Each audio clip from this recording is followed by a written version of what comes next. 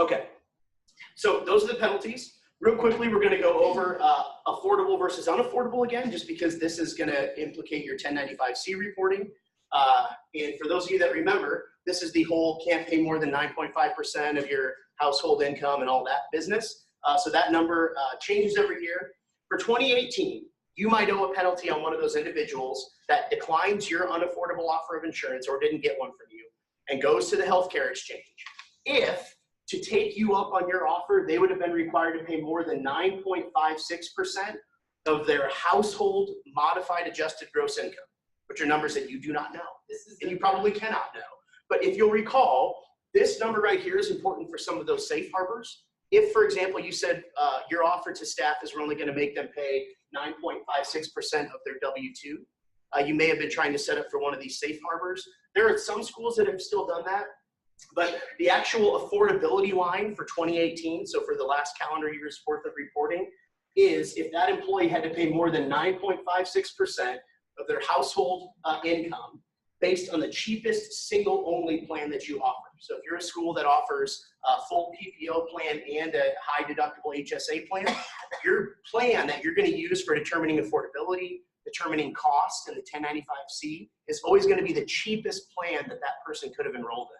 So this reason alone is why a lot of schools went with the dual option, right? Because even if every one of your employees took the regular traditional insurance plan, for Obamacare's purposes, we measure affordability on the cheapest single plan that that person could have enrolled in, no matter what they did in reality, right? Because only the federal government wants to ignore reality.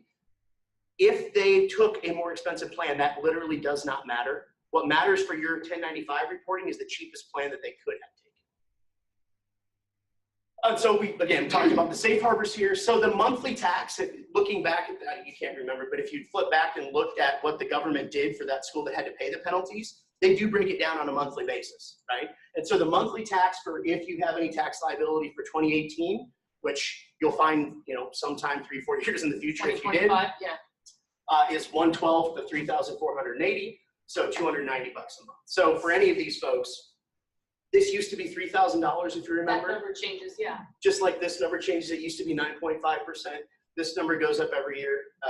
It's adjusted, and so now the individual penalty on the full year basis is $3,480. So once you get these concepts back in your mind, again, this just turns into a giant math problem, right? The question is, if we're going to pay $290 a month for an employee who subjects us to the penalty, what is our monthly cost going to be to offer them affordable insurance?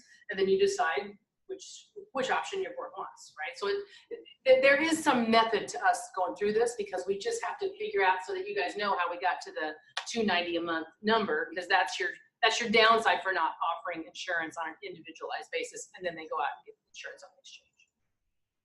And again, remember, to be penalized, which is why the repeal of that individual mandate is so important, they actually have to go to healthcare.gov, get the insurance, and your insurance has to have been unaffordable so that they qualify for the premium subsidy tax credit on the exchange. So if as you sit in the teacher's lounge and you hear some kitchen assistant come in and say, well, that insurance sucked, and I didn't ever want to have to hassle with that website again, and so now that I don't have to pay taxes on it, I have to pay a penalty on it, I'm not going to do insurance. In your mind, you can just go, okay, there's another penalty that we won't be getting because they aren't going to go to the exchange. Because you guys probably have a pretty good sense of who in your buildings is on the exchange and who isn't, I would guess. Or you definitely know who's not enrolled in your insurance, right, if you didn't make an affordable offer.